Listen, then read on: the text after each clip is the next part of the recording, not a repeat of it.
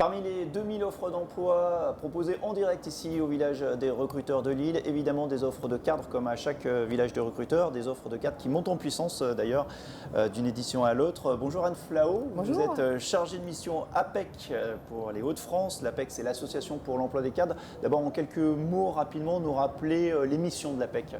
Oui, nous avons 4 missions de service public.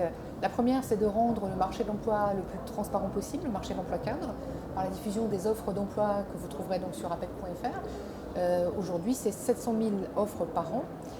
Une deuxième mission, c'est d'accompagner les entreprises dans leur recrutement de cadres, typiquement et spécifiquement les TPE, PME qui ne sont pas forcément staffées pour le faire, mais aussi de les accompagner en fait sur les questions d'attractivité en fait, de l'entreprise, à la fois l'entreprise et du poste.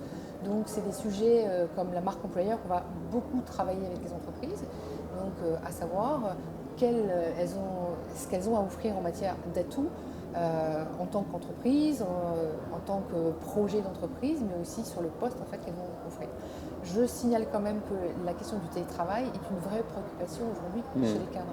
60% d'entre eux souhaitent en fait trouver dans une offre ou dans un poste la possibilité de télétravailler. Ça, ce sont des notions que toutes les entreprises n'ont pas encore acquises. Ça dépend des secteurs aussi, j'imagine. Oui, vous avez des secteurs, le secteur des services, effectivement, qui sont les plus mûrs sur ce sujet, ce qui est un peu plus normal.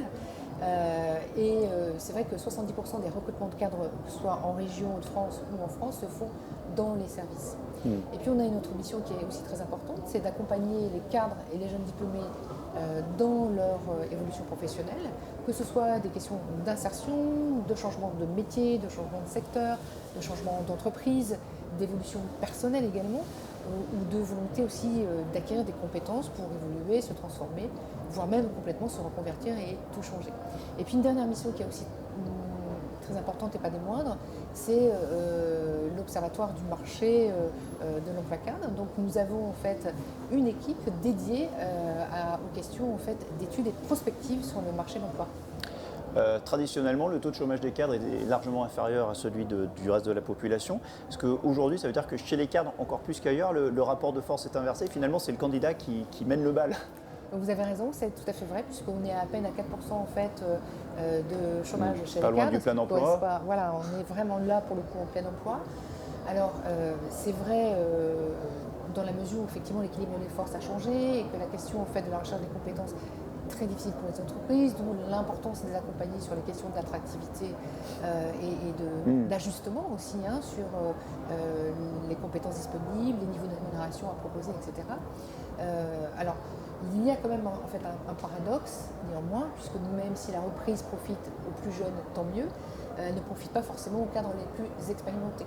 Aujourd'hui, il faut savoir que vous avez 100 000 cadres de 55 ans qui sont inscrits à Pôle emploi, qui constituent en fait un gisement fantastique de compétences disponibles. Et avec effectivement des dispositifs que peut accompagner Pôle emploi dans la formation et l'acquisition de compétences, on peut effectivement avoir des gens opérationnels assez vite. Voilà. Est-ce qu'aujourd'hui, je rebondis un petit peu sur ce que vous disiez, ces cadres, ces jeunes cadres, on va laisser les 100 000 seniors de côté, sont plus exigeants? Oui, et effectivement. Donc, d'abord, ils ont besoin en fait, de s'assurer d'obtenir un métier qui a du sens et qui a un impact. Alors, quand on parle de ça, ça veut dire de s'assurer que l'entreprise pour laquelle ils vont travailler ait des engagements environnementaux, sociétaux, qu'elle ait une forte utilité en fait, dans le monde et une forte utilité sociale. C'est extrêmement important et ça vient même avant le niveau de rémunération pour la plupart en fait, des jeunes cadres. Ça, c'est un phénomène qui touche notamment les jeunes, on va dire. Alors, on constate, oui, ça touche tous les cadres, mais très fortement, en fait, les jeunes. C'est un incontournable, un impératif. Et on s'aperçoit aussi qu'aujourd'hui, les jeunes vont changer beaucoup plus vite, en fait, d'emploi, et qu'on a de plus en plus de jeunes, en fait, qui ne souhaitent pas travailler ce pourquoi ils ont été formés. Donc, on assiste aussi à des projets de conversion beaucoup plus jeunes qu'avant. Avant, on était sur, il y a 15-20 ans, on était typiquement sur les 38-42 ans, des personnes qui s'interrogeaient, qui voulaient changer. Aujourd'hui, ça touche toutes les tranches d'âge. Y compris les 100 000 seniors, cadres seniors. Les cadres les plus expérimentés, qui sont en poste, ou pas d'ailleurs. Juste un mot encore sur l'APEC qui accompagne, vous l'avez dit, ces entreprises. Est-ce que vous essayez de faire infléchir parfois des discours, de les faire s'adapter justement à ces nouvelles requêtes Oui. des cadres et des jeunes cadres notamment. Oui, mais c'est un peu l'enjeu de notre conseil, hein. C'est qu'effectivement, aujourd'hui, on a des services qui nous permettent d'accompagner les entreprises dans la communication en fait, de leurs besoins. Donc, on va les aider à rédiger les offres et on va en fait travailler sur des critères de présélection. Mais avant ça, ça veut dire que oui, on va effectivement leur permettre parfois de se confronter à des éléments de marché qui viennent effectivement exposer que les compétences qui sont cherchées aujourd'hui ou le copier-coller qu'on cherche n'existe pas, qu'il va falloir effectivement bouger des lignes. Alors ça peut être effectivement sur le périmètre de la mission, sur le niveau de responsabilité, sur le niveau L'autonomie. d'attachement, sur l'autonomie, sur le degré de pouvoir de décision. Ça va être sur le niveau de rémunération aussi. Est-ce que le niveau de rémunération est cohérent avec le niveau de responsabilité? C'est d'expliquer aussi qu'on est sur un marché très concurrentiel et que cette compétence, soit elle n'existe pas, soit elle est fortement recherchée. Donc il faut aussi ouvrir les critères de recrutement et peut-être aussi de travailler, d'investir peut-être davantage sur la formation, le tutorat et toutes sortes de mentorat aussi par exemple, toutes sortes d'outils qu'on peut utiliser pour pouvoir faire intégrer quelqu'un. Et on s'aperçoit aujourd'hui que les soft skills sont vraiment un Le vrai savoir-être, sujet. ouais.